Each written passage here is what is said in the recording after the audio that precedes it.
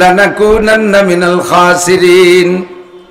রব্বানা ইন্না যালামনা গুবতুবা ইয়ানি আমাদ যুলমাতু গম গাশতেরা।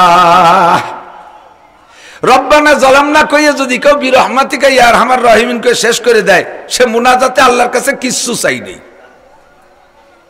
বুঝেন কথা, বুঝে নেন। কারণ রব্বানা যালামনার মধ্যে কি কইছেন? আল্লাহরে ওয়াজ করছেন, আল্লাহরে একটু ভুল হইছেন, একটু পাম পট্টি দিয়েছেন। দেখো আল্লাহ, যালামনা আনফুসানা, আমরা আমাদের নফসের উপর জুলুম করছি।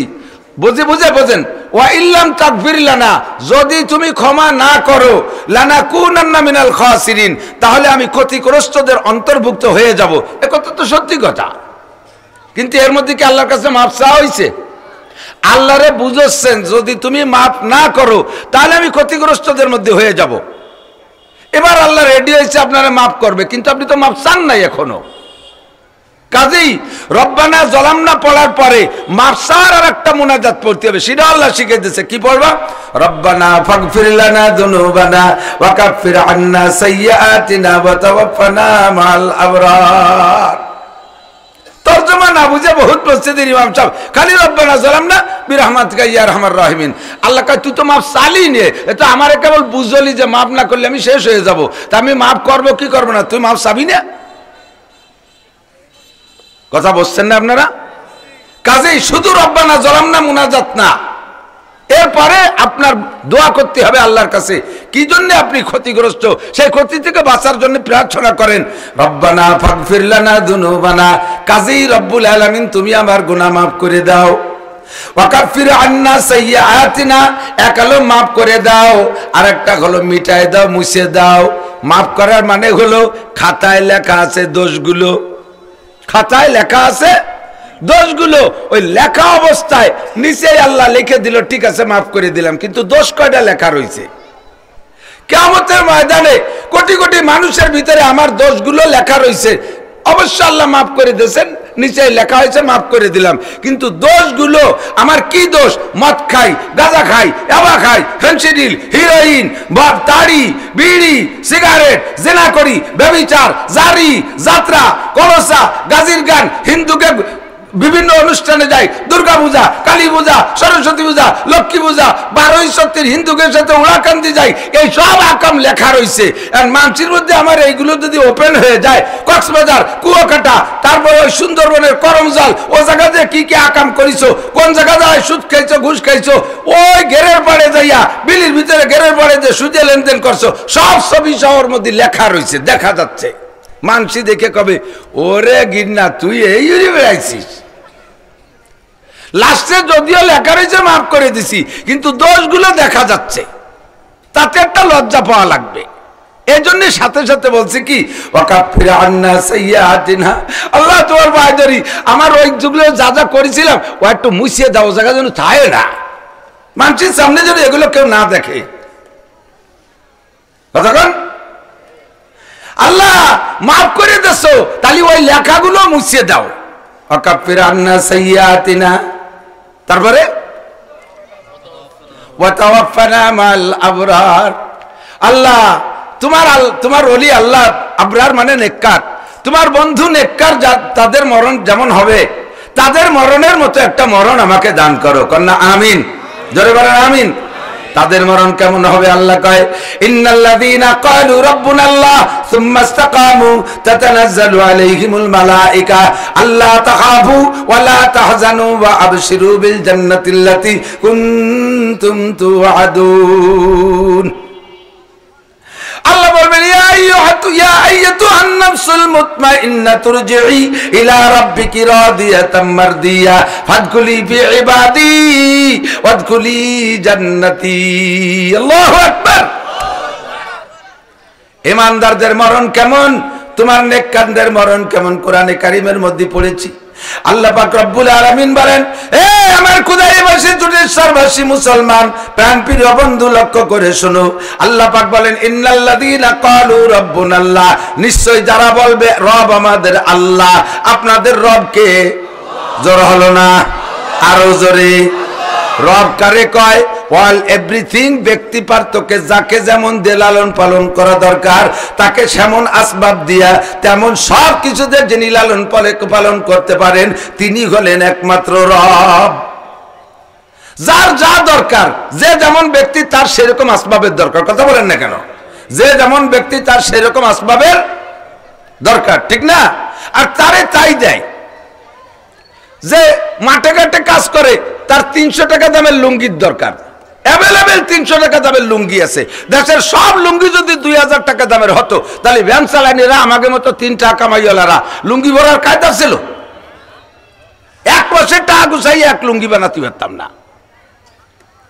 300 টাকা দামের লুঙ্গি পরনেওয়ালাদের জন্য 300 টাকা দামের লুঙ্গি আছে।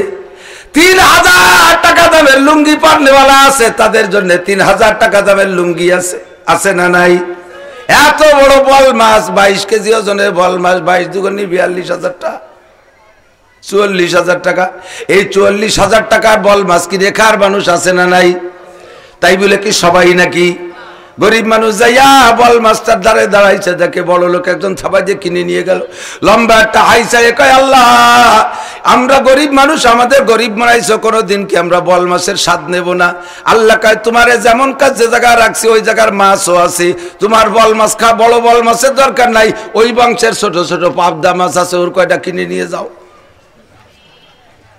বলটাও যা, পাবদাটাও তো তাই, সাইজই ছোট বড়, ঠিক না? কোদালের বিলির 3 কেজি ওজনের শৈল মাছ কিনে নিয়ে গেল হাফিজুর রহমান সাহেব। মসজিদের মুয়াজ্জিন সাহেব গরিব মানুষ, বেতন পায় 3000 টাকা। ও কি অত বড় মাল আর কি শৈল কিনতে পারবে? ও একটা হাইসারে কয়, আল্লাহ তুমি কেন তুমি এত বড় শৈল মাছ বানাইলে? আমার কেনার তৌফিক নাই, আমি কি শৈল মাছের স্বাদ নেব না? আল্লাহ কয় অবশ্যই নিবা, অত বড়টার দরকার নাই, তোমার জন্য বানাইছি টাহি মাছ, ওর কয়টা কিনে নিয়ে যাও, একই গোষ্ঠীর। এইরকম সুন্দর করে সবটা বানানোওয়ালা কে? 60 টাকা কি বলা হয়, 3000 টাকা দামের খেজুর আছে, কিনে নিয়ে গেল এমপি মহোদয় 5 কেজি।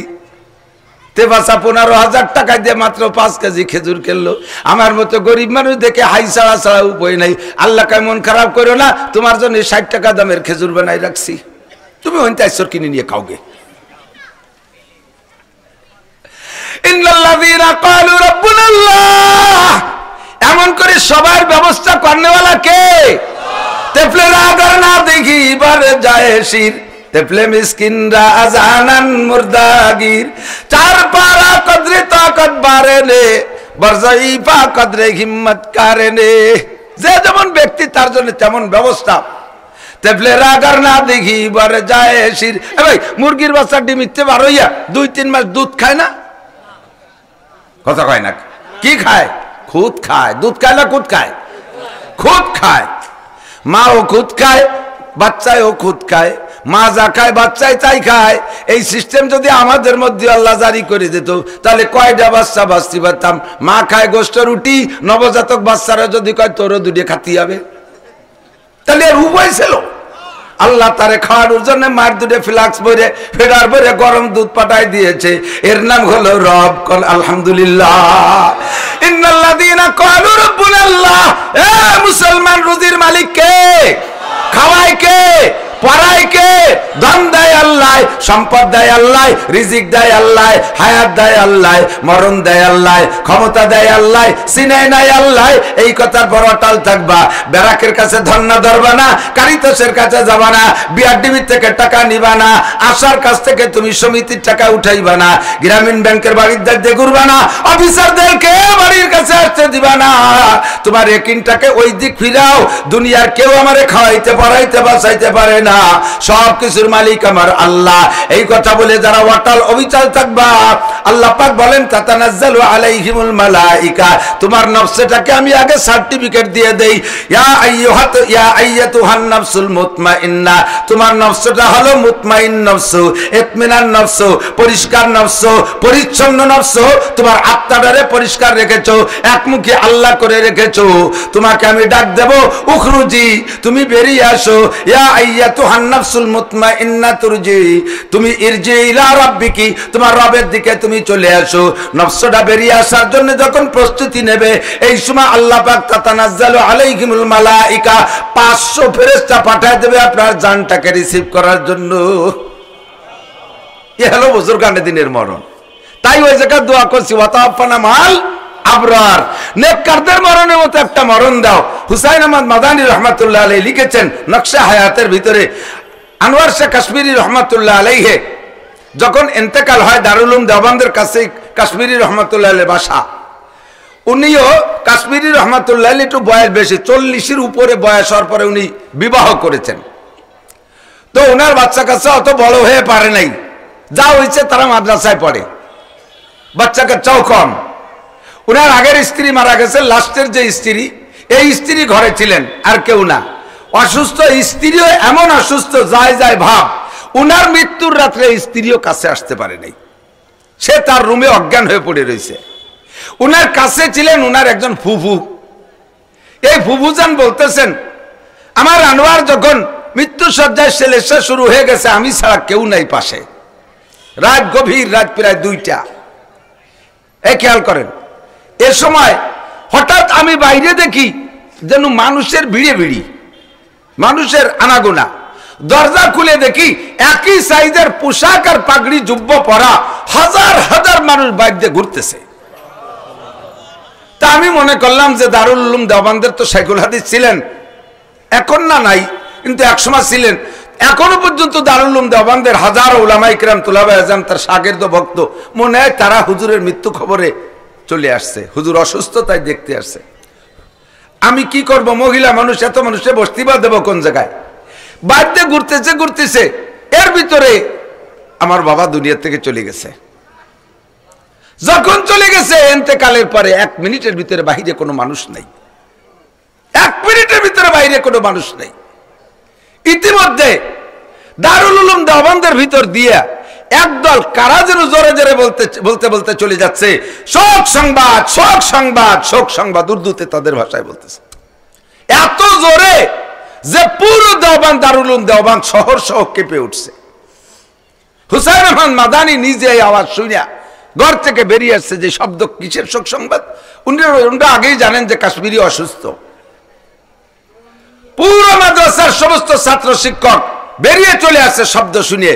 কেমন যেন একটা গুমগুম শব্দ সারা দেওবন্দ এলাকা জুড়ে চলতেছে। বেরোয় আইসে সবাই মাদানী রহমাতুল্লাহের কাছে আসছে, হযরত কেমন? আল্লাহ পাক এই সময় এই বুজুর্গর জানটা নেওয়ার জন্য জান্নাত থেকে ফেরেশতা পাঠিয়ে দিয়েছেন। জোরে কোন সুবহানাল্লাহ। আল্লাহু আকবার। আপনারা চেনেন, নাম শুনেছেন, আমাদের সুটপার হুজুর রহমাতুল্লাহ আলাইহি, খলিলুর রহমান সাহেব, মুরব্বী, পাবলিকরা চেনে, যুবকরা, আলেম ওলামারা সবাই চেনে সুটপার হুজুর রহমাতুল্লাহ আলাইহি। একেবারে উনার ছোট ভাইয়ের জবান থেকে আমি শুনেছি, মহারাজপুর, মুকসেদপুরে মহারাজপুর ওনার বাড়ি, ওখানে মাহফিল করতে গেলাম। যাওয়ার পরে ওনার ছোট ভাই কারি সাহেব আমাকে বলতেছে, ভাইজানের মৃত্যু খবর কেমন, তা কি জানেন? বলে, না জানি না, তবে এতটুক জানি ওই দিন জানা যায় প্রচুর আলেম ওলামা দেখেছি, তবে এমন এমন আলেমদেরকে দেখেছি জীবনে কোনোদিন আমি চিনি না। এই উলামায়ে কেরাম আগান বাগান দিয়ে দাঁড়িয়ে গেছে, জানা যায় অপরিচিত বহুত আলেম দেখেছি। কারি সাহেব বলতেছেন, ভাইজান যখন মসজিদের ভিতরে রাতের বেলা অজ্ঞান হয়ে গেছে, মসজিদে ইশার মাগরিবের পরে তাফসীর করতেছিলেন, ওই তাফসীরের ভিতরে অজ্ঞান হয়ে গেছে। এরপরে ওখানে আমরা চিকিৎসা করলাম, প্রাথমিক চিকিৎসা।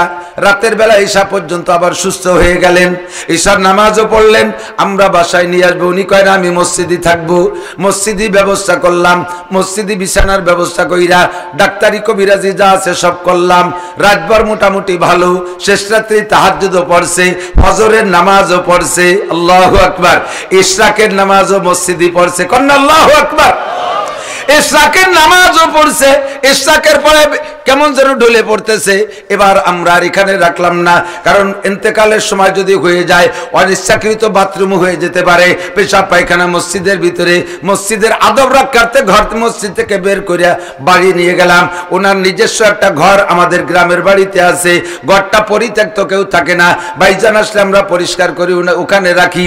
ঘরের মধ্যে 2টা খাট, একটা খাটে উনি থাকবেন বিদায় সুন্দর করে বেড বিছানা বানাই শোয়াইয়া ওনারে ওখানে শোয়াই দিয়েছি, আর একটা খাট হইছে পাশে, ওটার পর এমনি একটা মাদুর দিয়ে রাখছি।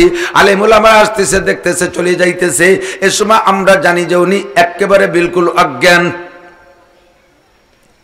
ইতিমধ্যে ভাইজান আমারে ডেকে বলতেছেন, এ ওই যে বাইরে কত আলেম ওলামা আছে, তাদেরকে বসতে দিস না কেন?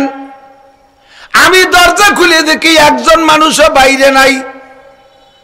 উনি দেখতেছেন শত শত মানুষ বাইরে আসছে, তারা বাইরে আলেম ওলামা পাগড়ি পরে ঘোরাঘুরি করতেছে। ইতিমধ্যে উনি বলতেছেন সুটপারুজুর রহমাতুল্লাহ আলাইহি একে একা বলতেছেন, ওয়া আলাইকুমুস সালাম ওয়া রাহমাতুল্লাহি ওয়া বারাকাতুহু। এইভাবে বিছানায় শোয়া অবস্থায় হাত বাড়াই দিচ্ছেন মুসাফার মতো। তিন দিক উনি হাত বাড়াইছেন, প্রথম ডান দিক বাড়াইছে, এরপরে মাঝের দিক বাড়াইছে, এরপরে বাম দিক বাড়ায় মুসাফা করছে।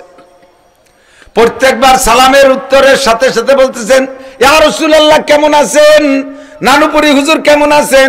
যশোরে হুজুর কেমন আছেন? এই তিন বুজুর্গর সাথে মুসাফা কইরা এরপরে আর কথা বলেন নাই। এরপরে আল্লাহু আকবার রফিকাল আলা বইলা লা ইলাহা ইল্লাল্লাহু মুহাম্মাদুর রাসূলুল্লাহ বলছেন। আর কোনো কথা তার জবানে আসে নাই। কই আমি পাশে বসা আল্লাহর কসম, আল্লাহ যেমন সত্য আমার বর্ণনা তেমন সত্য। বাহিরে কোনো মানুষ নাই। উনি দেখতেছেন আলেম ওলামায়ে বড় আমাকে বিরক্ত করতেছে, বসতে দে, আমি বসার জন্য ব্যবস্থা করি। এর মধ্যে উনি তিন দিক ফিরে মুসাফা করলেন, সালাম দিয়ে তিনটে কথা বললেন, আমারে বললেন তিনজন রে বসতে দাও। এরপরে আর কোনো কথা বলে নাই। আল্লাহু আকবার। আল্লাহ পাক কোরআনে কারীমের মধ্যে যে বলেছেন তাতানাজ্জালু আলাইহিমুল মালায়েকা, আরে যারা আল্লাহকে আল্লাহ বলে রব বলে স্বীকার কইরা অটল অবিচল রয়েছে, মানুষের কাছে কখনো দুনিয়ার কোনো ভাবনাটনে মাথা নত করে নাই। ও মুসলমান, মরণ আজ হোক কাল হোক একদিন মরতেই হবে। মরণটা যেন এরকম হয় এই জন্য দোয়া করেছি, ওয়াতাওয়াফানা মাআল আবরার।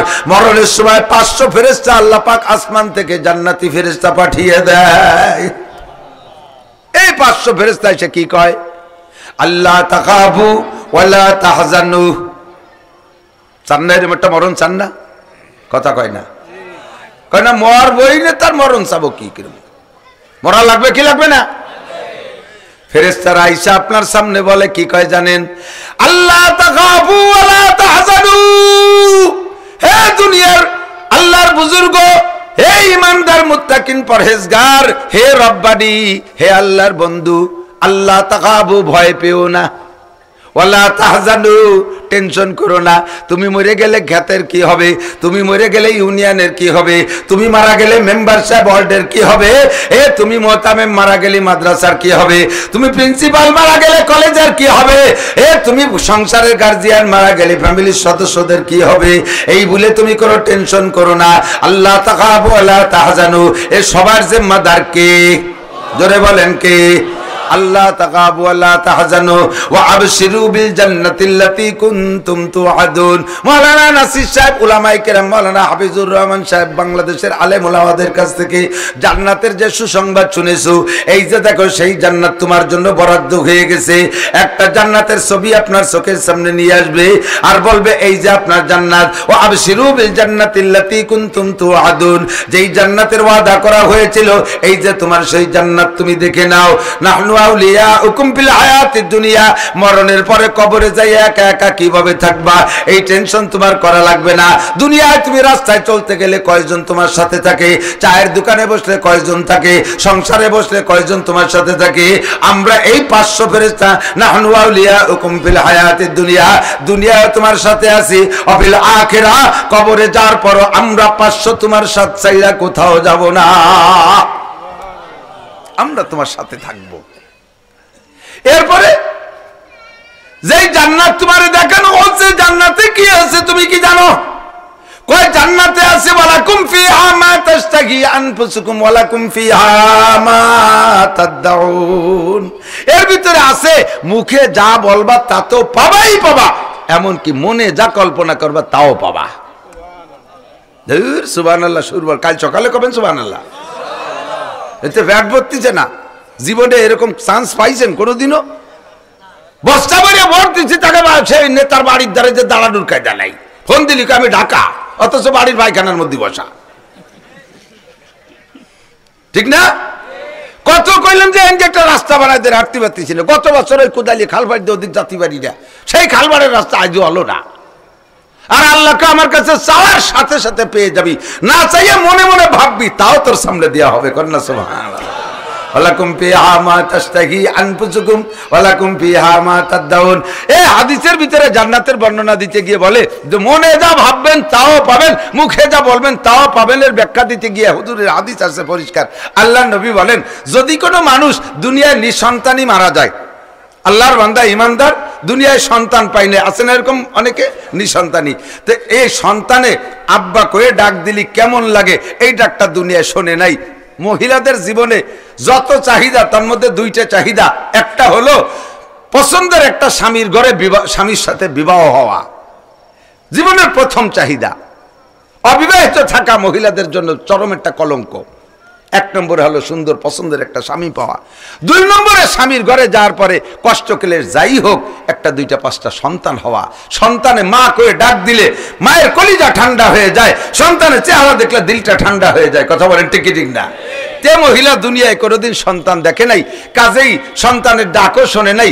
জান্নাতে যাওয়ার পরে হাদিসে আসছে আল্লাহ নবী বলেন যে জান্নাতের ভিতরে এদিক তাকান, জীবন ভরে স্বামী স্ত্রী মিলন হবে, অথচ কোনো মহিলা গর্ভধারণ করবে না। কি একটা কায়দা, কোনো বড়ি বড়ি কিচ্ছু খাওয়া লাগবে না, এমনি হবে না। আল্লাহু আকবার। তাহলে জান্নাত হলো ওর ভিতরে পেশাব নাই, পায়খানা নাই, ঘুম নাই, মরণ নাই, অভাব নাই, টেনশন নাই। আর স্বামী স্ত্রী মিলন হবে তো বাচ্চা ডেলিভারি হবে, বাচ্চা হবে না, মহিলারা গর্ভধারণ করবে না, এইগুলো নাই। আর সবটা আছে। এখন কয় যে ওই মহিলার তো শুনছে জান্নাতের মধ্যে কোনো বাচ্চা কাচ্চা হবে না, কিন্তু ও দুনিয়াতে শুনে গেছে যে ভেস্তে যাইয়ে যা চাওয়া হবে তা পাওয়া যাবে, মনে যা ভাবা যাবে তাও আল্লাহ দেবে।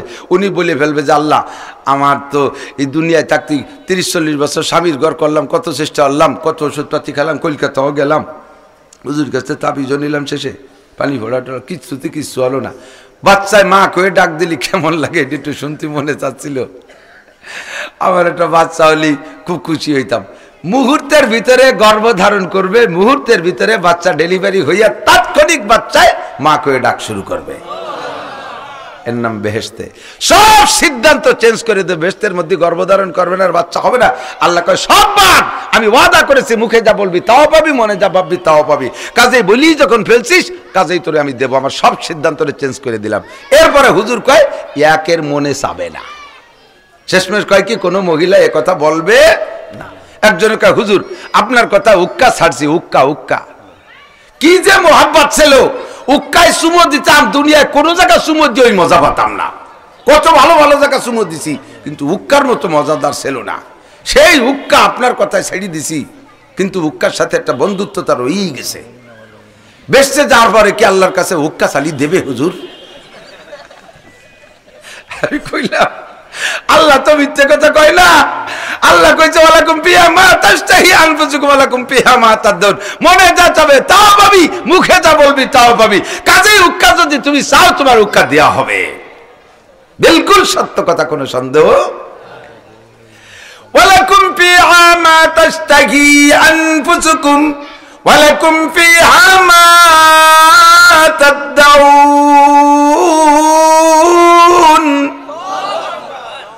সব হয়ে গেছে। এরপরে আল্লাহ কয় হয়েছে পাইছো ফাল বাজাতুম মা ওয়াদা রাব্বুকুম হাক্কা, যে আল্লাহ তুমি যা যা ওয়াদা করছো সব দেশো, সব পাইছে, আর কোনো দাবি দরকার নেই। আল্লাহ কয় এবার আমার পক্ষ থেকে বলা দেই না মাজিদ, চাওয়া মনের চাওয়া মুখের চাওয়া সব শেষ, আমার পক্ষ থেকে একটা অতিরিক্ত একটা ব্যবস্থা আছে, আমি কিছু অতিরিক্ত দেবো। বলা দেই না মাজিদ, আমার পক্ষ থেকে এটা বাড়তি আছে। সেটা কি? কয় নুজুলাম মিন গফুরির রহিম, আমি গফুর রহিমের পক্ষ থেকে জান্নাতের মধ্যে তোমাদের একটা মেহমানদারি করাবো, আমি একটু নিজে হাতে খানা খাওয়াবো। কন্যা সুবহানাল্লাহ, আমি নিজে হাতে খানা খাওয়াবো। মাননীয় প্রধানমন্ত্রীর অনুদান কম বেশ আমরা যে যেখানে আছি কম বেশ যে কোনো ভাবে উপভোগ করতেছি, বাংলাদেশ সরকারের অনুদান। রাস্তা ভালো রাস্তায় চলি, অবিরাম বিদ্যুৎ পাইতেছি, কথা বল না কেন? আগের কথা মনে আছে, মেলা দূরিত না, বয়সটা একেবারেও কমই নাই। বেশ কয়েক সরকারে দেখছি, ইরশাদের আমলেতে, জিয়ার আমলের থেকে সবই আমার মনে আছে। কোন কোন সময় এমন ছিল কারেন্ট এলাকার থেকে যাইতই না। আজ থেকে 20-25 বছর আগে কারেন্ট এলাকার থেকে যাইতই না, মাঝে মধ্যে একটু আসতো। কথা ভাই না, বোঝে নাই কি করছে? 24 ঘন্টায় কখনো কারেন্ট যাইতো না, মাঝে মধ্যে 2-1 মিনিট আসতো। ছিল না এরকম একটা দিন? আর এখন আল্লাহর রহমতে 24 ঘন্টাই থাকে। হয়তো লাইন ক্লিয়ারের জন্য কখন একটু যায়, ঠিক কি ঠিক না? তাহলে এটা সরকারের অনুদান, সরকারের অবদান। আর আপনারা তো বেশি ঘুরেন না, আমি তো সারা বাংলাদেশ ঘুরি। মাত্র 3 দিনের ভিতরে 14টা ডিস্ট্রিক্ট ঘুরে আইছি। এই দায়িত্বে ঢুকে ঢাকাইতে যাইয়ে, ওই পাশে যাইয়ে একেবারে টাঙ্গাইল ভাঙ্গাইল দিয়ে যে, সিরাজগঞ্জে যে, রাজশাহীর কাটাকালি, সেখানে মাহফিল করে ফিরে আবার ঘুরিয়ে কুষ্টিয়া মাগুরা নড়াইল মড়াইল দিয়েছে, ঘুরতে ঘুরতে 3 দিনইতে 14টা জেলা অতিক্রম করছি। সব আমার দেখা হয়ে গেছে। প্রধানমন্ত্রী যেদিন কর্ণফুলী টানেল উদ্বোধন করছে, উনি উদ্বোধন করে আসার পরের দিন আমার চট্টগ্রাম মাহফিল। এয়ারপোর্টে নামিয়ে, বিমানের থেকে নামিয়ে, এরপরে প্রাইভেট কারে সেই টানেলের ভিতর দেখেছি। আর একই টানেল, ওর মধ্যে গেলি বিরতি মনে চায় না, এমন চমৎকার করছে। পানির তল দিয়ে কর্ণফুলী নদীর পানি যে জায়গা শেষ তলাদেশ, ওরিরও 150 ফিট তল দিয়ে বানাইছে রাস্তা। আমরা গাড়িতে নিচে দিয়ে যাই, আমাকে মাথার উপর দিয়ে 1000 টন ওজনের জাহাজ যায়, একটুও টের পাইনি যে কিনা যাচ্ছে। আর সে কি চমৎকার, আমার মোবাইলে আছে, দেখলে দেখতে পারেন। এত ফার্স্ট ক্লাস রাস্তাঘাট সব এরকম, এত কিছু আমাদেরকে দেশে। তারপরেও মাননীয় প্রধানমন্ত্রী যদি কেউরে ডাকিয়া কয় তুই তো আমার সাথে বসে খা, সে তো খুশিতে মরিও যাতে পারে, কোয়া যায় না। খাওয়া শেষ পর্যন্ত না যাতে পারে, মরিও যাতে পারে স্টপ করিয়ে, যে আমার মতো গ্রাম পাবলিককে প্রধানমন্ত্রী পাশে বসায় খাওয়াইছে, আমি কি করব? ঠিক না? সবকিছু জান্নাতের মধ্যে দেওয়ার পরে আল্লাহ পাক এবার ডাক দিয়ে বলবে, এই জামাল কামাল লালটু বল্টু জুয়েল টুয়েল টুলু লুলু জরিনে সকিনে ডাবলু টবলু তোরা যারা আছিস, আয় আমি তোদেরকে নিয়ে একটু মেহমানদারি করব, নিজে হাতে আমি একটু খানা খাওয়াবো। কারণ আল্লাহু আকবার। আল্লাহ আর একেবারে খালি খালি খালি খাবো এই নাকি? আল্লাহ কয় না, আগে একটু মাহফিল করতে হবে। কি করতে হবে? একটা মাহফিল আছে। কি মাহফিল? ওয়াজ করবে কোন হুজুর? আমাকে যুক্তিবাদী চাপ, আমাকে সাইড চাপ? কয় না, আজকে বক্তা আলাদা আছে। প্রধান বক্তা বিশ্বনবী মুহাম্মদ রাসূলুল্লাহ সাল্লাল্লাহু আলাইহি ওয়াসাল্লাম, সেকেন্ড বক্তা হযরত দাউদ আলাইহিস সালাতু ওয়াসালাম, সভাপতি স্বয়ং আল্লাহ পাক রব্বুল আলামিন। কোন সুবহানাল্লাহ। কে মাহফিল কিরা কিরা শুনবা? কারা কারা এই মাহফিল শুনবেন? মাশাআল্লাহ, আল্লাহ কবুল করুক, বলেন আমিন। জান্নাতের ভিতরে সুন্দর একটা পার্কের মধ্যে আল্লাহ পাক বসাইয়া, আল্লাহর আরশ হবে স্টেজ, আল্লাহর একটা চেয়ার থাকবে। আল্লাহ ওয়াসিয়া কুরসিয়ুহুস সামাওয়াতি ওয়াল আরদ, আল্লাহর চেয়ারটা আসমান জমিনের চাইতে অনেক বড়। এই চেয়ারে আল্লাহ পাক বৈশা সর্বপ্রথম দাউদ আলাইহিস সালাতু ওয়াসালামকে বলবে, তুমি আমার উম্মত, আমার বান্দাদেরকে একটু কোরআন শরীফ পড়ে শোনাও। দাউদ আলাইহিস সালাম বলবেন, আল্লাহ আমি তো জবুর পড়তাম, জবুরের তেলাওয়াতের কণ্ঠ আর কোরআনের কণ্ঠ তো একরকম না। এ ভাই এদিক তাকান, বাংলাও পড়া আরবিও পড়া, দুই বলার কি সুর একরকম? বাংলা পড়ে দিন ভরে পড়ে, রাত ভর পড়ে, সে পড়ার সুরও আলাদা, তার ডুলও আলাদা, জ্বলে না।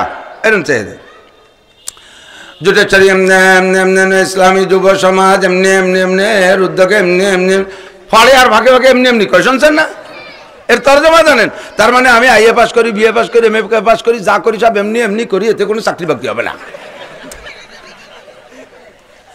ও পড়ার সময় কয় বড়ি বড়ি এমনি এমনি, ওর চাকরি হবে না, বুঝে ফেলাইছে, এই জন্য সব এমনি এমনি পড়ে। ওতে সুর আসে না, জুলও আসে না।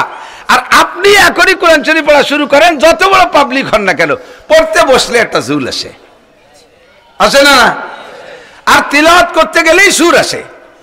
এই সুরটা আলাদা সুর, কোন মমতাজের গানের সুর না, ঠিক না? একজনে কয় যে ওইভাবে পড়ার সময় এরকম ঝুঁকে ঝুললি মাথার গিলু মিলু সব গোলায় যায়, ঝুলিয়ে পড়ো কেন? খাড়া মাথায় পড়ো। আমরা বাংলা পড়ি, ইংরেজি পড়ি, খাড়া মাথায় পড়ি, তোমরা জ্বলো কেন? আরে ঝুলি কেন? তা তো করতে গেলি কথা লম্বা হয়ে যাও, আমার টাইম আবার কম। যাক একটু কই, এই কোরআন শরীফের ওজন কত? আসমানের উপরে রাখতে চাইছে, আসমান ভয়তে নেয় নাই, কাল্লা ভেঙ্গি চুরে পড়ে যাবো। পাহাড়ের উপরে রাখতে চাইছে, জমিনের উপরে রাখতে চাইছে, জমিনকে আমি পানি তেলে ডেবি যাবানি, এত ভার কোরআন শরীফে। পাহাড়ের উপরে রাখতে চাইছে, আশফাকনা মিনহা, থর থর করে কাঁপতেছে, আল্লাহ তুমি এই বিপদ আমারে বাঁচাও। তাহলে যেই কোরআনের ওজনে আসমান জমিন পাহাড় পর্বত সবাই ভয় পায়, সেই কোরআন একটু একটা পোলা পড়ে, সেই কোরআন তার মাথার উপরে। এ ভাই, আপনি 10 কেজি বোঝা 10 কেজি ব্যাগ একটা মাথায় করে হাঁটলে গাটা টান টান থাকে, আড়াই মনে একটা বস্তা আপনার মাথায় উঠে দিলি, এরম এরম মরে কিনা, এরম ঝুল খায় না? যে এত বড় ওজন এলা কোরআন শরীফ যার মাথায়, সে স্বাভাবিকভাবে বসে পড়ে কি রে, কাজে কাজে ঝোলে আর পড়ে। তো ঝুলতে ঝুলতে আমাদের জীবনে গিলু গুলাই যায় না, মাত্র 50 দিনে হাফেজ হয়ে যায়, মাত্র 3 মাসে হাফেজ হয়, 1 বছরে হাফেজ হয়, 3 বছরে হাফেজ হয়। দুনিয়ার একটা বইও তুমি জীবন ভরে ছোট্ট থেকে 20 থেকে 30 পৃষ্ঠা একটা বই এ টু জেড বিনা লুকমায় শুনাইতে পারবা না মুখস্থ করে। 30 পারা কোরআন শরীফ মুখস্থ হয়, জুল্লি তারা আমাদের মাথার গিলু নষ্ট হয় না, ঠিক কিনা? এখন সুর আলাদা কোরআনের, কোরআন শরীফ আরবি, আবার হাদিসও আরবি। যখন কোরআন শরীফ পড়ি তখন দেখবেন এক সুর, আর যখন হাদিস পড়ি আরবি তখন আর এক সুর, ঠিক ঠিক না? তা আল্লাহ, আমি তো দাউদ নবী, আমি তো জবুর পড়তাম, তাতে ভালো সুর হতো, আকাশের উড়ন্ত পাখি থেমে যাইতো, সাগরের মাছ উঠে চলে আসতো, পাহাড় পর্বত ঝুঁকে যাইতো, আমার সেই জবুরের কণ্ঠ জানা আছে, কোরআনের কণ্ঠ তো আমি জানি না। আল্লাহকে শুরু করো আউযুবিল্লাহ বিসমিল্লাহ কইয়ে, কণ্ঠ তো সেটাও আমি দিছি, এটাও আমি দেবো, শুরু করো। তো হযরত দাউদ আলাইহিস সালাম আউযুবিল্লাহ বিসমিল্লাহ কইয়ে শুরু করবেন সূরা তাহা। তাহা মা আনজালনা আলাইকাল কুরআনা লিতাশকা, একটা একটা করে আয়াত পড়বে আর তার সুরে কণ্ঠে মানুষ জিম ধরে থাকবে। যখন পুরো সূরা তাহার শেষ হয়ে যাবে, আখেরি টান দেবে, সুখ টান। এই বিড়ি খালারা সুখ টান দেয় না, আখেরি টান জিম ধরে থাকে আধা মিনিট খালি। তো বিড়ির টান আর সূরা তাহার সুখ টান একটা নেই, বিড়ির টানে সুখ টান 1 মিনিট পরে ঠিক হয়ে যায়, আর সূরা তাহার যে আখেরি সুখ টান, এই টানে বান্দা জিন ধরে থাকবে 10,000 বছর। এ মজা নিতে এরকম খাইতে খাই চাই রয়েছে 8টাস ধরে, ওই যে অজ্ঞান হয়ে গেছে না, চোখে পলকটা চাইতেন, কিন্তু বেহুশ না, কারণ জান্নাতের মধ্যে বেহুশও হবে না, মরবেও না, হুশের সাথে মজা নেবে 10,000 বছর। এরপরে 10,000 বছর পরে যখন স্বাভাবিক হবে, আল্লাহ পাক বলবেন আরো ভালো তেলাওয়াত আছে, শুনবা? বলে আল্লাহ এর চেয়ে ভালো? যেই নবীর মাধ্যমে তোমরা কোরআন পেয়েছো, ওই নবীর মুখে কি শুনেছো? সাহাবায়ে কেরাম বলবে আল্লাহ আমরা তো শুনেছি। আমরা বলবো আল্লাহ তুমি আমাকে হাতে ধরে ঠকাইছো, 1,500 বছর পরে পাঠাইছো, বাংলা পাঠাইছো দুনিয়ায়, তা আবার পাঠাইছো বাংলাদেশে, একটু মক্কার দাদ্দে উল্লি হতো, এরপরে আবার পাঠাইছো কুদালির বিলি রাখতে বাঁচতে, এমন বেকায়দা জায়গা থেকে যে নবীর কিচ্ছু শুনতে পেরে আমরা শুনবো নবীর তিলাওয়াত, সবাই স্লোগান দিয়ে উঠবে আর জি আল্লাহ আমরা নবীর শুনবো, বলেন আমিন। নবীর তিলাওয়াত এবার নবী আলাইহিস সালাতু আউযুবিল্লাহ বিসমিল্লাহকে শুরু করে সূরা ইয়াসিন তিলাওয়াত করে শেষ করে দিবেন। ওয়া ইলাইহি তুরজাউন করে যে আখেরি সুখটান দেবেন নবী আলাইহিস সালাম, এই সুখটানের স্বাদ নেবেন 50,000 বছর, 50,000 সানা মজা নেবেন খালি। সে মজা বুঝানোর কায়দা নেই, সে মজা বুঝানোর কায়দা নেই। কোন মজা? দুনিয়ায় বহুত মজা আছে, মজা নেওয়া যায় কিন্তু বলা যায় না মজাটা কেমন। 50,000 বছর পরে যখন স্বাভাবিক হয়ে যাবেন, এরপরে আল্লাহ পাক বলবে আর শুনবা? আল্লাহ কারি তো দুইজনই শুনলাম, আর কেডা? কয় যে আমার কালাম আমি শোনাবো। যুবক শুনবা? রাজি কেডা?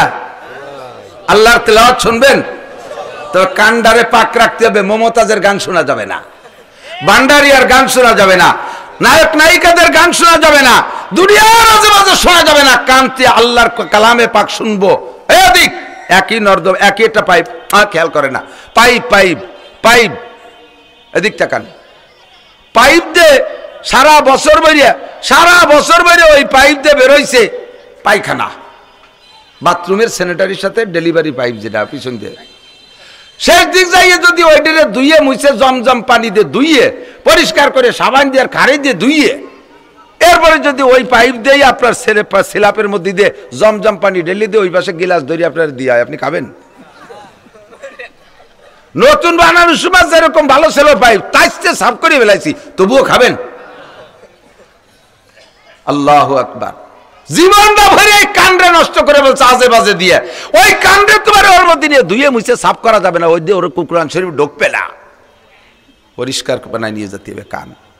আল্লাহ পাক শুরু আর রহমান তিলাওয়াত করবেন। তো মানুষে পড়ার সময় তাউযুবিল্লাহ বিসমিল্লাহ পড়ে, শয়তানের হাত থেকে পানা চায়, আল্লাহর নামে শুরু করে। আল্লাহ তো আর শয়তানের কাছে পানা চাওয়া লাগবে না, আর আল্লাহ তো আর অন্য কোনো আল্লাহ নাই যে তার নামে শুরু করবে, এই জন্য আল্লাহ আউযুবিল্লাহ বিসমিল্লাহ পড়বে না। আর রহমান আমরা পড়ি আর রহমান, আল্লাহ ওই সময় একটা শব্দ বাড়াই দেবে, আনার রহমান। যে রহমানকে তোমরা এতদিন ডেকেছো আনার রহমান, সেই রহমান আমি আল্লাহ। কন্যা সুবহানাল্লাহ। আনার রহমান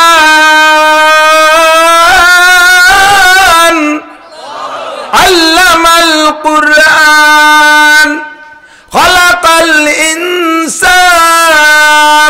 একটু করে আয়াত পড়বেন আর ওই মজা নিতে নিতে লাস্টে যায় শেষ আয়াত তাবারাকাসমু রাব্বিকাল্লাযী, দেখি তাবারাকাসমু রাব্বিকা যিল জালালি ওয়াল ইকরাম কে টান দেবে, 1 লক্ষ বছর মজা নেবেন।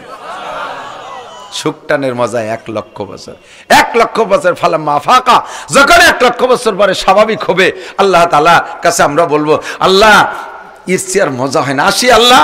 কয় যে না মাহফিল শেষে একটু মেহমানদারি না হলে কেমন, একটু তবারক নিয়ে যাও। জি আল্লাহ, হ্যাঁ তবারক হবে, মাহফিলের শেষে কিছু খানা দানা হবে। এখন এই খানা দেবে কারা? এক একজন জান্নাতীর সামনে 72 জন করে হুর আসবে। এই পাশা লাগে কম হয়ে গেছে, আমরা সুবহানাল্লাহ। এমন 72টা বউ দেখছো মিয়া কোনোদিন? তার একজন বউ যদি, একজন হুর যদি লাবাদাকাত ফিল বাহরি লাকানা তাহলা মিনাল আসাল, দুনিয়ার কোন পানিতে যদি একজন মহিলা জিহ্বা থেকে 1 ফোঁটা লালা ফেলে দিত, সারা দুনিয়ার পানি মধুর চেয়ে মিঠে হয়ে যেত। এরপরে সুবহানাল্লাহ কয় না? এই যুবক কাজী এইরকম বউ পালি তো কিছুই খাবো না, খালি ওর স্যাপই খাবো, এত মিঠি খাবি, তাতে ঠিয়াবে কিনা? 72 জন স্ত্রী, 2টা হাতে 2টা দস্তারখান, এক দস্তারখানের ভিতরে 70 আইটেমের ইফতারি। এই মেহমানদারিটা হবে ইফতারি মেহমানদারি। কি মেহমানদারি? কারণ দুনিয়ার যত খানা খাইছেন তার ভিতরে সবচেয়ে মজাদার খানা কোনটা? ইফতারির চেয়ে মজাদার আছে? কথা কন না কেন? ইফতারির চেয়ে মজাদার কোনো খানা আছে? আল্লাহু আকবার। ইফতারির চেয়ে কোনো মজাদার, খেচড়ি মেচড়ি ডাল চাল খুদকুড়ো যা দিক চাবায় না, খালি আশের বাচ্চার মতো শামুকার মতো গেলে কি যে স্বাদ লাগে। ছোট লোক বড় লোক ধনী গরিব সবাই ইফতারি ভালো লাগে, ঠিক কি ঠিক না? এই মেহমানদারিটা হবে ইফতারি। জান্নাতের ভিতরে সবচাইতে বেশি মজাদার খানা আজকে হবে, আপনাদের সামনে এই পরিমাণ আসবে। এবার সব পরিবেশন হয়ে গেছে, আল্লাহকে কুলু আশরাবু, খাও পান করো, লা নাকুলা ওয়ালা নাশরাবা, খাবো না পানও করবো না। কেন কম আছে নাকি? ফাল বাজাতুম মা ওয়াদা রাব্বুকুম হাক্কা, আমি যা দেবো বলে মাওলানা নাসির কইছিল তার কোনটা গুনি দেখ কত, এই প্রত্যেক প্লেটে 70 প্রকার আছে না নাই? বললাম অত কইতেছি না, নাসির সাহেব যে কইলো যে ওয়াসৌমুলি ওয়ানা আযবিহি, তুমি নাকি বলেছো বান্দা রোজা রেখেছো আমার জন্য, এ খানা আমি হাতে খাবো, এটা হুররা দিল, আমরা ওকে হাতে খাবো না, তোমার হাতে খাবো। আল্লাহ কা একদিন পর মনে রাখলি কি এরিয়া? আল্লাহু আকবার। আল্লাহ ভুলে যাওয়া জাত নাকি? আল্লাহ ভুলে যাওয়া জাত? আমার মেজো ছেলে হাফেজ মিসবাহ, ওর জন্মের সময় হাতের এখানে একটা আঙ্গুল হয়েছে ঝুলানো, চিকুন গুড়া চিকুন আঙ্গুরির মতো জ্বলে। ও যখন দাঁত উঠছে দুনিয়া, ওই কামড়াতি পাহায় ভুল গিয়ে নষ্ট করে ফেলাইছে। বাড়ি বেকায়দা সে আঙ্গুলির মাথা নখ পড়ে গেছে, পুষ বেরোচ্ছে, শেষে অপারেশন করে কেটে ফেলাইছি। ওর 24 বছর বয়স, ওরে বিয়ে দিছি। এই ডিসেম্বরের 4 তারিখে ওর একটা ছেলে হয়েছে, ওর ছেলেটা সেই জায়গায় একটা আঙ্গুল। আমার ছোট মেয়েটারে কইলাম যে ওরও ছেলে এরকম, মিসবারও ছেলে। ও কাজে আল্লাহর এতদিন মনে থাকলো কি এরিয়া? বাপের ওই জায়গায় আঙ্গুল ছেলে সেই জায়গায় আঙ্গুল দিতে হবে। ডাক্তাররাও কয় হুজুর এই ছোট থাকতে কেটে ফেলাই দেই। আরো সবাই কোনো কথা হবে না, এই আঙ্গুলের মধ্যে কি যেন বরকত আছে, ওর বাপেরটা কাটিয়ে ফেলাইছি, আল্লাহ তাআলা তার একটা দিয়ে দিছে, থাকতে হবে আঙ্গুল, কি যেন আছে ওর মধ্যে। আল্লাহ ভুলে যা। আল্লাহ পাক রব্বুল আলামিন কয় বান্দা ভালো কথাই মনে রাখছে, এখনই হবে, তোমাদেরকে দেওয়া হবে জান্নাতের। দুনিয়ায় যত মাটি আছে সমস্ত মাটিকে আল্লাহ আটা বানাবে, এই আটা দিয়ে একটা রুটি বানাবে। আর জান্নাতের জিয়াদাতু কাবিদি মিনাল হুতিল জান্নাহ, জান্নাতি একটা মাছের কলিজার এক অংশের এক পাশে একটু টিউমারের মতো ভুলা বাড়তি, পুরো কলিজাও না, ওইটুক কাটিয়ে ভুনা করে রুটি দিয়ে, জান্নাতি রুটি দিয়ে আল্লাহ তাআলা লুকমা বানাইয়া একবারে ওই জায়গায় যত মেহমান থাকবে সকলের মুখে উঠে খাওয়াবে, সবার মুখে আল্লাহ তাআলা তুলে দেবে। লুকমা গালে নিয়ে আওরিছে এরিছে খায় না, ইমজাগু অকুলু খাও সাবাও, তখন সবাই বলবেন আল্লাহ এই খাবারের জন্য তো আমরা আর এই জান্নাতের জন্য এই হুর গেলেমানের জন্য আমরা ইবাদত বন্দেগী করি নাই, ঈমান এনেছি তোমাকে দেখব। উলামায়ে কিরাম বলেছে তোমার নবীর হাদিস, সাতারাউনা রাব্বাকুম কামা তারাউনাল কমার লাইলাতাল বদর লা তুদামুনা লিরুয়াতিহি। পূর্ণিমার চাঁদনি রাতে আকাশে মেঘ না থাকলে ক্লিয়ার আকাশে চাঁদটা যেমন মাথার উপরে আসলে দেখতে ঠেলাঠেলি করা লাগে না, তোমরা হাসরের মাঠে রবকে ওভাবে দেখবা। আল্লাহ এই লোভে আমরা রোজা রেখেছিলাম, তোমার হাতের খানা হবে এই লোভে রোজা রেখেছিলাম, হুর গেলেমানের জন্য রোজা রাখি নাই। তুমি আল্লাহ তাআলা হাত দিয়ে মুখে তুলে দিয়েছো, তোমার হাত খান পরাণ ভরে দেখি, পরে পরাণ ভরে গেলি তারপরে খাবো। এইভাবে লুকমা মুখে থাকা অবস্থায় আল্লাহর কুদরতি হাত দেখবেন। 50 আলফা সানা, 50,000 বছর। 50,000 বছর পরে যে আল্লাহ বলবেন কুলু ওয়াশরাবু ওয়ামজাগু, চাবাও খাও, আতিকুম কুল্লা ইয়াউমিল জুমুআ, প্রত্যেক শুক্রবারে আমি তোমাদের সাথে একবার দেখা করব। কন্যা সুবহানাল্লাহ। ও দোস্ত, এইটা হলো কি কয় নুজুলাম মিন গফুরির রহিম। রব্বুল আলামিনের পক্ষ থেকে মেহমানদারি পাবে যারা রোজাদার, পাবে যারা, কথা কয় না, পাবে যারা রোজাদার। দিন ভরে শুয়োরের মতো খাইয়ে বুক ফুলে গদগদায় বেড়াইছো, আর ওই জায়গা যাবি শেষা খাইয়ে আসতে হবে। এই রাত্রি ঘরে যদি ভালো খাবারের ব্যবস্থা হয়, কাটাকুটো বেশি হয়, বেড়াগুড়া যদি ভালো না হয়, তাহলে খাবারের শেষে রাত্রি সুসো ঘুসঘুস করে না বাড়ি, মা থাল ধুয়ে বাড়ি রয়েছে, সুসোতে একটু বেবত কিলাসের চাইছে থালের মধ্যে উঠে পড়ছে। মা ছেলের ছোট্টারে কি কয়, একান মুগুর নিয়ে আয়, একান মুগুর নিয়ে শেষা বাড়ি দিবি। তো ছেলে আইছে মুগুর নিয়ে দাঁড়াইছে, ফিরে যখন সুসু আইছে শেষা বাড়ি দিয়েছে, সুসুও গেছে সাথে 3 করিয়ে ফেলে, ওটা ভেঙে গেছে। আল্লাহ কয় দুনিয়ায় রোজা থাকবি না, আবার সেদিন ইফতারি খাতে যাবি, 50 আলফা মালাকিন, আমি মুগুর আছে যে 70,000 ফেরেশতা দাঁড় করে দেব। এই জায়গা খাবারের জ্ঞান পাই আসবি সুসব দল, শেষা বাড়ি দিয়ে মুখ ভেঙে ফেলাই দেব। যদি সেই ইফতারি খাইতে চাও, সামনে রমজান মাস আসতেছে, রোজা রাখবো সত্যি পাক্কা প্রতিজ্ঞা, আল্লাহর হাতের খানা খাবো। কারা কারা আল্লাহর হাতের খানা খাবো? শেষা বাড়ি খাতে পারবো না, না কে খানা খাবো আল্লাহর হাতের খানা, ঠিক আছে তো? রোজা রাখবেন। এলো রোজার ফজিলত। শরীয়তের বিধিবিধান বর্ণনা করতে গিয়ে 2 ধরনের কথা বলা লাগে, একটা হলো ফাজাইল আর একটা হলো মাসাইল। একটা ফাজাইল, একটা মাসাইল। এই হলো রোজার আংশিক ফজিলত বললাম, লম্বা টাইম লাগবে আমার রোজার আয়াত পড়ছি তার ব্যাখ্যা বিশ্লেষণ দিতে। এবার তার মাসাইল হলো, আল্লাহ নবী বলেন কামিন সাহিবিন লাইসা মিন সিয়ামি ইল্লা যামা, হাজার হাজার রোজাদার, বহুত লক্ষ রোজাদার কি কয়, তাদের রোজায় শুধু ভূতের উপোস, ক্ষুধার কষ্ট, পিপাসার কষ্ট ছাড়া 1 পয়সার নেকি তাদেরকে দেওয়া হবে না, ওই ময়দানে তাদেরকে বসতে দেওয়া হবে না। রোজা রেখেছে তারপরও সেখানে বসতে পারবে না, পারবে না। সাহাবায়ে কেরাম বললেন মানহুম ইয়া রাসূলুল্লাহ, হুজুর এরা কারা? হুজুর কয় ইয়াসুমুন ওয়া লা ইউসাল্লুন, আমার এক শ্রেণীর উম্মতরা রোজা রাখবে গতানুগতিক, কিন্তু নামাজ পড়বে না। রোজা রাখে আবার আছে না নাই এরকম দিনদার মানুষ, এরকম আল্লাহওয়ালা মানুষ আছে না? গর্ব করে সারা জীবনে 7 বছর বয়সের থেকে রোজা রাখা শুরু করছি, জীবনেও কোনোদিন একটা রমজানে একটা রোজা আমি ছাড়ি নাই। অথচ তার চেহারা দেখলে বোঝা যায় ও স্লিপ করে পড়লেও পশ্চিম দিক পড়ে না, ও জীবনও ঈদের নামাজও পড়ে না, সেদিনও ভোর সাথে গেঞ্জাম বাঁধায়। ওর বাবা যারা দিন বাগানের মধ্যে দাঁড়ায় বিড়ি খাইছে, 6.5 রোজা রাখে নামাজ পড়ে না, আছে না? রোজা থেকে ইফতারি গলা সমান খাইয়ে একেবারে গলিলের মতো শীতে শুয়ে পড়ছে। হ্যাঁ, নামাজ পড়তে যাবি না, কথা কইও না, রোজা ছিলাম। উনি রোজা ছেলে বলে তো কথাই কওয়া যাবে না, আল্লাহ বেরিয়ে গেছে। এরপরে ইশারা যায় চল তারাবি বলেছি, কথা বলে না, শরীর খারাপ, রোজা ছিলাম। ও রোজা ছেলে বলল নামাজ কালাম সব মাপ, জুতোর বাড়ির অভাব হবে না, ফিটি সালা বান্ধে যাইও। রোজা দিয়ে রোজা দিয়ে নেকি পাইতে হলে রোজার সাথে নামাজ শর্ত। যেমন নামাজ একটা ইবাদত, ওযু আলাদা একটা ইবাদত, কথা বুঝে নেন। নামাজ আলাদা ইবাদত, যার ভিতরে ফরজ ওয়াজিব সুন্নাত আছে সেটা মুস্তাকিল ইবাদত। তাহলে নামাজের ভিতরে ফরজ ওয়াজিব সুন্নাত আছে, আলাদা ইবাদত। ওযুর মধ্যে ফরজ আছে, সুন্নাত আছে, 4টি ফরজ 10টা সুন্নাত, এটা আলাদা একটা ইবাদত। এখন কোনো দরকার নাই, বেলা 11টার দিকে আপনার ওযু দিয়ে কোনো প্রয়োজন নাই, আপনি অনর্থক পানি নিয়ে একটু পবিত্রতা নিয়ে তো ওযু বানাইছেন, 4টি ফরজ এবং 10টা সুন্নতের আমলের কারণে 1 বস্তা নেকি পেয়ে যাবেন। ওই ওযু দিয়ে নামাজও পড়তেছেন না, কোরআনও পড়তেছেন না, খালি খালি একটা ওযু বানাইছেন, তাও নেকি পাবেন। কাজেই ওযু আলাদা একটা ইবাদত। এই অজু ছাড়া নামাজ, অজু ছাড়া যেমন নামাজ হয় না, ওইরকম নামাজ ছাড়া রোজা হয় না। ইয়াসুমুন ওয়ালা ইউসাল্লুন, নামাজ পড়ে, রোজা রাখে, নামাজ পড়ে না। ইয়াসুমুন ওয়ালা ইয়াজতানিবুল হালাল আনিল হারাম, রোজা ঠিক রাখে কিন্তু হালাল হারামের পার্থক্য নাই। সুদে টাকায় যে সেহরি, ঘুষিয়ে টাকায় যে ইফতারি। সুবহানাল্লাহ। এলাকায় সুদের টাকা বাড়ি বাড়ি আছে না নাই? এই কামাই করবেন ভালোভাবে আর খরচ করেন আকামে নিয়ে। কিভাবে জানেন? দিন বইরে ভ্যান চালাইয়া মাথার গাম পায়ে চলে গেছে, রক্ত পানি করা টাকা কামাই করছেন কষ্ট করিয়া, প্রত্যেক সপ্তাহে শনিবারে বেরাকের স্যারের কাছে জমা দেয়া লাগে। আছে না নাই? তোমার কামাইটা ভালো হয়েছে, খরচটা ভালো হয় নাই। কামাইটা ভালো হয়েছে, খরচ ভালো হয় নাই। এইরকম তুমি হারাম টাকা, সুদে টাকা, কিস্তিতে টাকা আইনা সেই টাকা দিয়ে সেহরি ইফতারি খাইছো, আর সেই রোজায় যে তুমি আল্লাহর হাতের মেহমানদারি কল্পনাই করা যায় না। হুজুর বলেন কামিন সাইমিন লাইসা লাহু মিন সিয়ামি ইল্লা দমা, হাজার হাজার রোজাদার তাদের রোজায় ভূতের উপোস কষ্ট ছাড়া আর কিচ্ছুই না। তারা কারা?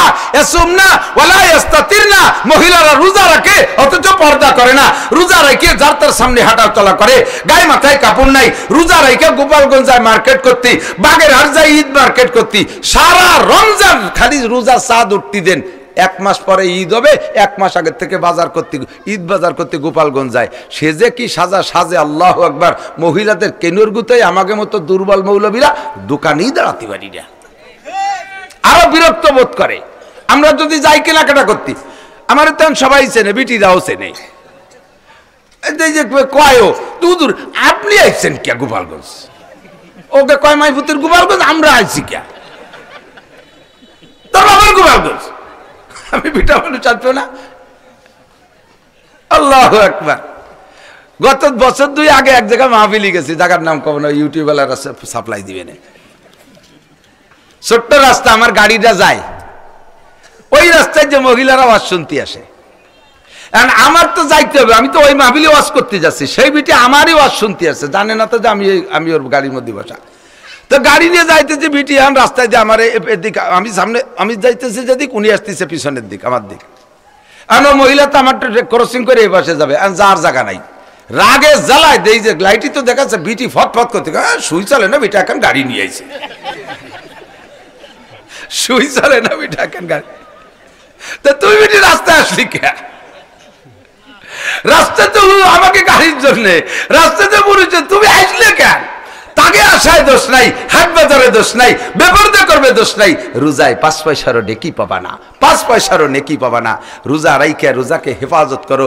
1 নম্বরে নামাজ সঠিক টাইমে পড়ো, 2 নম্বরে হালাল খাও, 2 নম্বরে হালাল খাও, 2 নম্বরে হালাল খাও।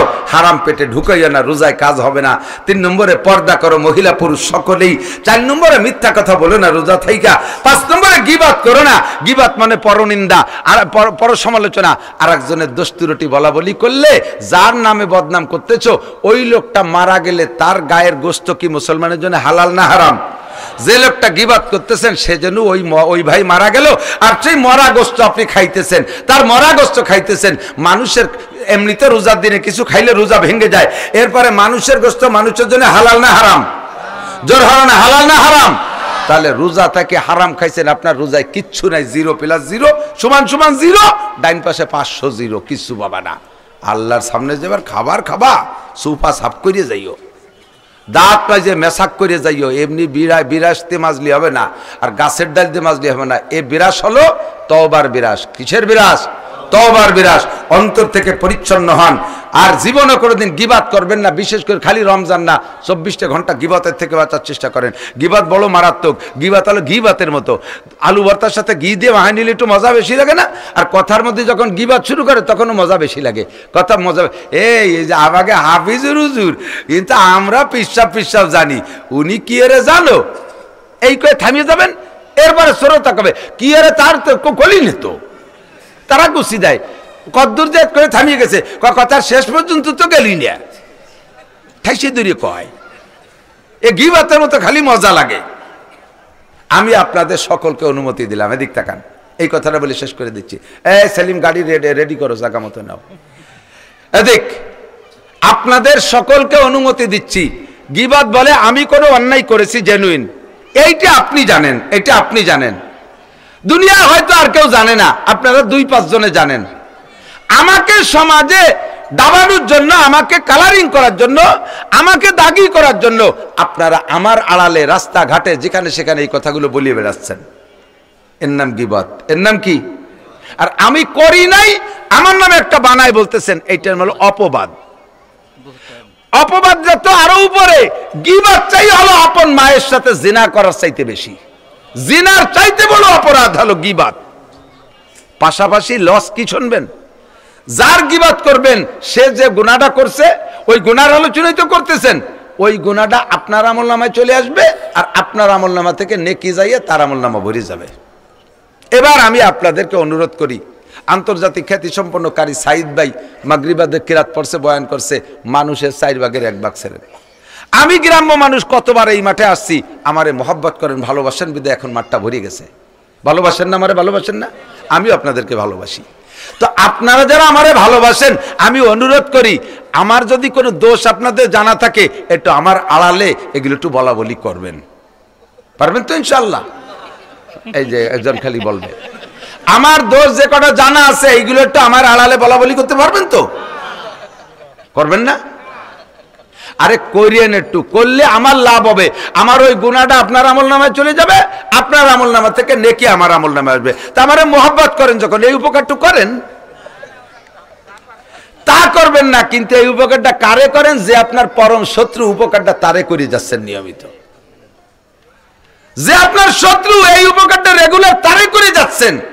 আব্বারে করেন না, মারে করেন না, পিসাবরে করেন না, আমার উপকারটা করেন না, বন্ধু বান্ধবরা করেন না, করেন আপনার শত্রুরে। একটু ভাবি চিন্তে কথা বলেন, কি বলতেছেন একটু বুঝে শুনে করেন। ক্ষতি কটুক আর লাভ কটুক বিবেচনা করবেন। কতক্ষণ ঠিক কিনা? তাহলে পাক্কা তওবা করা যাবে, সিদ্ধান্ত নেওয়া যাবে। মুখ খুলবো না, মানসামাতা না যা, যে চুপ করে থাকে সেই বেঁচে যায়। এক রাজার এক ছেলে, রাজার ছেলে একটা মাত্র ছেলে, কথা কয় না। ও কবে যেন কোন হুজুরির এই লেখা দেখছে আরবিতে, মানসামাতা না যা, যে চুপ থাকে সে বেঁচে যায়, যে চুপ থাকে সে বেঁচে যায়। যে কথা না বলে তার কি কোনো দোষ আছে? যে না হাঁটে সে কি আছাড় খায়? যে কথা না বলে তার কোনো ভুল নাই, চুপ করে রয়েছে, তার কথার ভুল তো হবে না। এই জন্য ভুল না হলে তো আমি বেঁচে গেলাম। ও রাজার ছেলে এইটুক পড়ে আর কথাই কয় না। রাজার একটা মাত্র ছেলে, পরবর্তীতে সে যুবরাজ, সেই রাজা হবে। তা যদি এরকম বদল হয়ে চুপ করে থাকে, বুঝে বুবা হইয়া, রাজার কিরম লাগে? এখন কথা যে পারে না তা না, আগে তো কইতো, লেখাপড়া সবই করে, কিন্তু কথা কয় না। তো রাজা মন্ত্রীকে বলছে, স্বরাষ্ট্রমন্ত্রীকে, যে দেখো তো, বনমন্ত্রীকে বলছে, আমার ছেলেটাকে কিভাবে কথা বলানো যায়? কয় স্যার, ওরে আমি একটু জঙ্গলে, একটু এই জঙ্গল ভ্রমণে নেই, শিকারে নেই, শিকারে নিলি পারা, শিকারে গেলে কেউ কথা না বলে পারে না, কারণ শিকার করতে গেলে নিজে একা পারে না, সহকারীকে ডাকা লাগে। ওই যে হরিণ গেল, ওই যে হরিণ গেল, ওই যে পাখি গেল, এই কথা ডাক তো দেওয়া লাগবে। আর এগুলো দেখলি কথা না কেউ পারে না, তাহলে আমি একটা সফর করাই নিয়ে আসি। তাই যাও, নিয়ে যাও। নিয়ে গেছে, বন্দুক টন্দুক ও রাতে একটা দেশে, ওনার সাথে যারা গেছে তারাও যাই, জঙ্গলের মধ্যে যে দেখে 5টা পাখি বসায়। এদের হাতে বন্দুক দেখে পাখিরা নীরব চুপ করে রয়েছে। 5টা পাখি কোনো কথা বলতেছে না। এরকম বহু জালে ডালে 5 পাখি 10 পাখি বসা, কেউ কথা করছে না। বন্দুক শুনিয়ে বন্দুক দেখে চুপ করে গেছে। এক ডালে একটা পাখি কিচির মিচির করে উঠছে। ওই পাখিগুলো চুপ করে থাকার কারণে কোনো পাখি দেখা যাচ্ছে না, জানা যাচ্ছে না। একটা পাখি যখন ডাকি উঠছে, বন্দুক তাক করে ওই পাখিটারে গুলি করে দিয়েছে। বাদশা এতদিন জানতো না, মন্ত্রীরা জানতো না যে ছেলেটা কেন চুপ করে রয়েছে। যখনই ওই পাখিটা ডেকে উঠছে, তারে গুলি করে দিছে, পড়ে গেছে। সেই সময় একটা কথা বলছে, মান সামাতা না যা, যে পাখিগুলো চুপ করে রয়েছে তারা গুলি খাই নিয়ে বেঁচে গেছে, আর এইটা কথা কই মাইর খালো। যারা কথা বলো তারা ভুল করো। আমি এজন্য কথা বলি না, চুপ থাকি যাতে মাইর না খাই। কথা বলবেন না তা না, বলেন। যে কথাগুলো নিজের ক্ষতি হয় সেই কথাগুলো বলবো না। বিশেষ করে রমজানের পবিত্রতা রক্ষা করে আমরা আজে বাজে কোনো কথা বলবো। আল্লাহ পাক আমাদের এই কথাগুলোর পর আমল করার তৌফিক দান করেন। আর সানা ভাই একবার আমারে এই মাঠের মাহফিলের পরে আমারে 1 বছর কারফিউ দিছিল, মোল্লারা ছাড়বো না। পরে ছেলে পেলে ভাই বেরাদার পরিবারের সবাই আমার জম্মের ভালোবাসে, উনিও ভালোবাসে। পরে বাড়ি নিয়ে মাহফিল দিছে, এবছরও করছি। এবার বাড়ি পাইনি, অসুস্থ ছিলেন। তো ওনার ছেলে পেলেরা এত যত্ন করে আমাকে। ওনার বড় ছেলে তো